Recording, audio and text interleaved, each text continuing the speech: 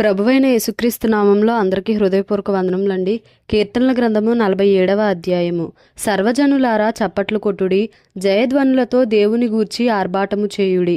యెహోవా మహోన్నతుడు, భయంకరుడు, ఆయన సర్వభూమికి మహారాజయ్యున్నాడు. ఆయన సర్వభూమికి మహారాజయ్యున్నాడు. ఆయన జనములను మనకు లోపరచును, మన పాదముల క్రింద ప్రజలను అణగద్రొక్కును. తాను ప్రేమించిన యాకోబునకు మహాతిశయాస్పదముగా మన స్వాస్థ్యమును ఆయన మన కొరకు ఏర్పాటు చేసి ఉన్నాడు. దేవుడు ఆర్భాటముతో ఆరోహణమాయెను, బోరధ్వనితో యెహోవా ఆరోహణమాయెను. దేవుని కీర్తించుడి, కీర్తించుడి, మన రాజును కీర్తించుడి, కీర్తించుడి. దేవుడు సర్వభూమికి రాజయ్యున్నాడు, రమ్యముగా కీర్తనలు పాడుడి. దేవుడు అన్యజనులకు రాజయ్యున్నాడు. దేవుడు తన పరిశుద్ధ సింహాసనము మీద ఆసీనుడై ఉన్నాడు. జనముల ప్రధానులు అబ్రాహాము యొక్క దేవునికి జనులై కూడుకొని ఉన్నారు. భూనివాసులు ధరించుకొను కేడెములు దేవునివి, ఆయన మహోన్నతుడాయెను. కీర్తనల గ్రంథము 48వ అధ్యాయము. మన దేవుని పట్టణమందు, ఆయన పరిశుద్ధ పర్వతమందు యెహోవా గొప్పవాడును బహు కీర్తనీయుడునై ఉన్నాడు. ఉత్తర దిక్కున మహారాజు పట్టణమైన సియోను పర్వతము రమ్యమైన ఎత్తుగల చోట నుంచబడి సర్వభూమికి సంతోషకరముగా నున్నది. దాని నగరులలో దేవుడు ఆశ్రయముగా ప్రత్యక్షమగుచున్నాడు. రాజులు కూడిరి, వారు ఏకముగా కూడి వచ్చిరి. వారు దాని చూచిన వెంటనే ఆశ్చర్యపడిరి, భ్రమపడి త్వరగా వెళ్ళిపోయిరి. వారచ్చట నుండగా వణకును, ప్రసవించు స్త్రీ వేదనయు వారిని పట్టెను.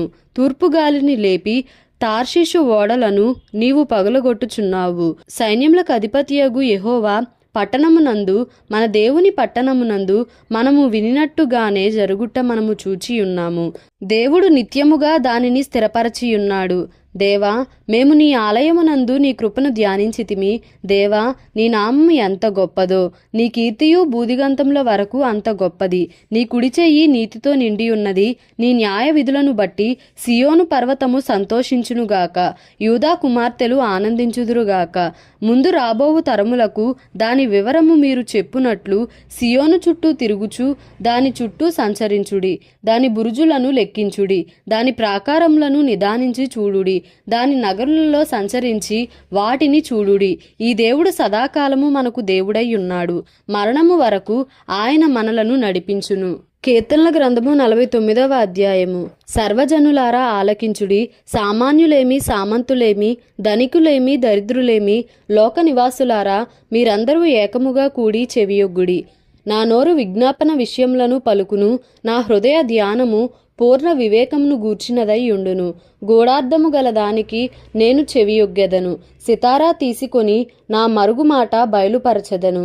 నా కొరకు పొంచువారి దోషకృత్యములు నన్ను చుట్టుకొనినప్పుడు ఆపత్కాలములలో నేనేల భయపడవలెను? తమ ఆస్తియే ప్రాపకమని నమ్మి తమ ధన విస్తారతను బట్టి పొగడుకొను వారికి నేనేల భయపడవలెను? ఎవడనూ ఏ విధము చేతనైనను తన సహోదరుని విమోచింపలేడు. వాడు కుళ్ళు చూడక నిత్యము బ్రతుకునట్లు వాని నిమిత్తము దేవుని సన్నిధిని ప్రాయశ్చిత్తము చేయగలవాడు ఎవడునూ లేడు. వారి ప్రాణ విమోచన ధనము బహు గొప్పది, అది ఎన్నటికినీ తీరక అట్లుండవలసినదే. జ్ఞానులు చనిపోదురను సంగతి అతనికి కనబడకుండా పోదు. మూర్ఖులను పశుప్రాయులను ఏకముగా నశింతురు. వారు తమ ఆస్తిని ఇతరులకు విడిచిపెట్టుదురు. తమ ఇండ్లు నిరంతరము నిలుచుననియు తమ నివాసములు తరతరములకు ఉండుననియు వారనుకొందురు. తమ భూములకు తమ పేర్లు పెట్టుదురు. ఘనత వహించిన వాడైనను మనుష్యుడు నిలువజాలడు. వాడు నశించు మృగములను పోలినవాడు. స్వాతిశయ పూర్ణులకును వారి నోటి మాటను బట్టి వారిని అనుసరించు వారికిని ఇదే గతి. వారు పాతాళంలో మందగా కూర్చబడుదురు. మరణము వారికి కాపరి అయి ఉండును. ఉదయమున యథార్థవంతులు వారి నేలుదురు. వారి స్వరూపములు నివాసము లేనివై పాతాళములో క్షయమైపోవును. దేవుడు నన్ను చేర్చుకొనును. పాతాళ బలములో నుండి ఆయన నా ప్రాణమును విమోచించును. ఒకడు ధన సంపన్నుడైనప్పుడు వాని ఇంటి ఘనత విస్తరించునప్పుడు భయపడకుము. వాడు చనిపోవునప్పుడు ఏమీయూ కొనిపోడు. వాని ఘనత వాని వెంట దిగదు. నీకు నీవే మేలు చేసుకొంటివని మనుషులు నిన్ను స్తుతించినను, తన జీవిత కాలముననొకడు తన్ను పొగడుకొనినను అతడు తన పితరుల తరమునకు చేరవలెను. వారు మరి ఎన్నడును వెలుగు చూడరు. ఘనత నుండి యుండియు బుద్ధిహీనులైన వారు నశించు జంతువులను పోలియున్నారు. దేవుడి పరిశుద్ధ వాక్యమును మన వినికిడిలో దీవించి ఆశీర్వదించునుగాక. Amen. Please like, share and subscribe for more videos.